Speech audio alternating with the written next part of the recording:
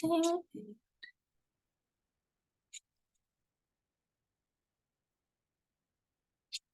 Okay.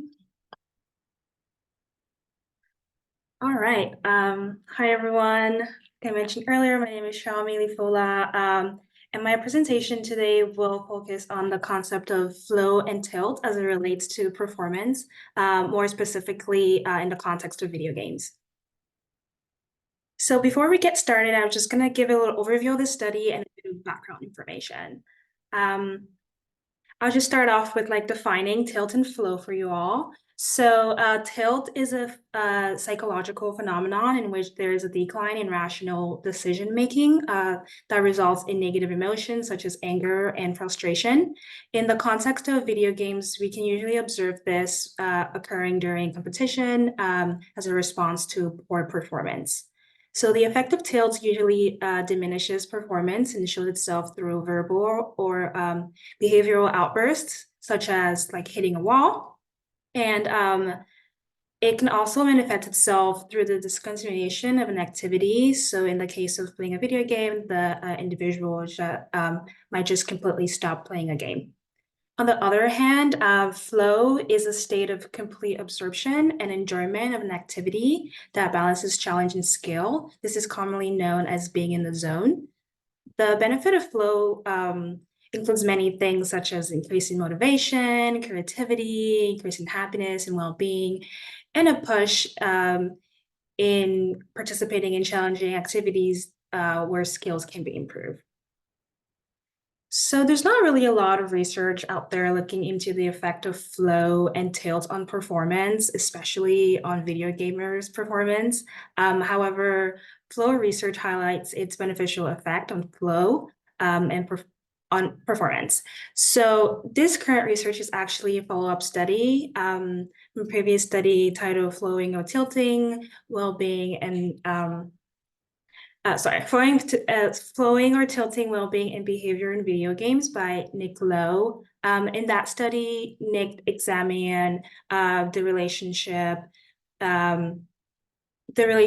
between flow, tilt, and performance outcome in the video game League of Legends. In this current study that I'm working on, we're trying to generalize the effect found on that study by looking into a different video game, which is Valorant. So as I stated earlier, the aim of this study is to examine the relationship between tilt, flow, and performance on Valorant players. So we have about 3 hypotheses that we're looking into. First, we hypothesize that the more tilt someone experiences during a game, the less time they will spend in a flow state. We also hypothesize that tilt will impede performance to a decline in rational thinking, whereas flow will facilitate better performance. And lastly, we hypothesize that participants who experience tilt will also report more negative emotions, such as anger or impatience, than those who experience flow without tilting. So to test our hypothesis, we're currently recruiting participants from Discord, which is an online messaging hub. Participants are typically 18 and older and do not need to be affiliated with UCR. Once participants consent to participate, they're tasked to complete a baseline survey, assessing their initial flow, tilt, and emotion state. After that, they're tasked to complete 3 post-game surveys. So essentially, they're tasked to play 3 different games and complete a survey right after each game. So currently we have about 50 plus participants. Unfortunately, there's a large participant dropout rate, so a lot of the current findings are lacking in power. However, current analysis are supporting most of our hypotheses. So for instance, this correlation chart here is supporting that tilt and flow are inversely related to each other. So when participants experience more flow, they are experiencing less tilt in result. Other analyses are also showing that when participants report more flow compared to their own average score across all 3 games, they also perform better. However, we did not find any significant relationship between tilt and performance, so we didn't see that tilt impede or facilitate performance. This is contradicting our hypothesis, and we think this might be because we don't have enough participants. So to look into the relationship between tilt flow and negative emotional responses, we decided to do an analysis looking into how tilt and flow affect or relate to impatience and frustration. So the analysis are showing a strong significant association between participants who experience more tilt, experiencing more impatience and frustration, which supports our hypothesis.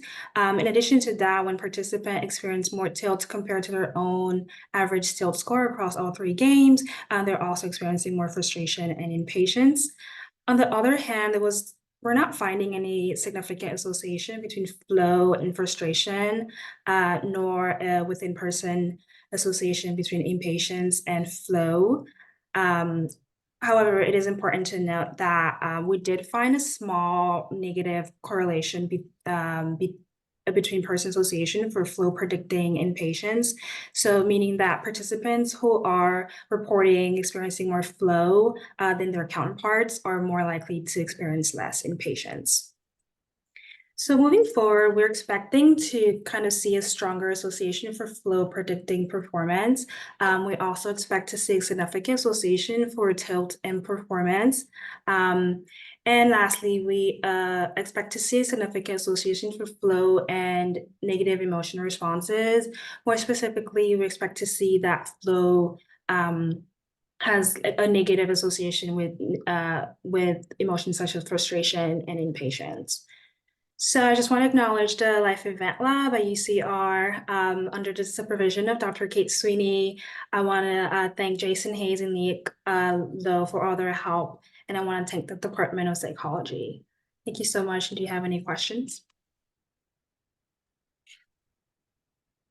Okay. If anyone would like to put their questions in the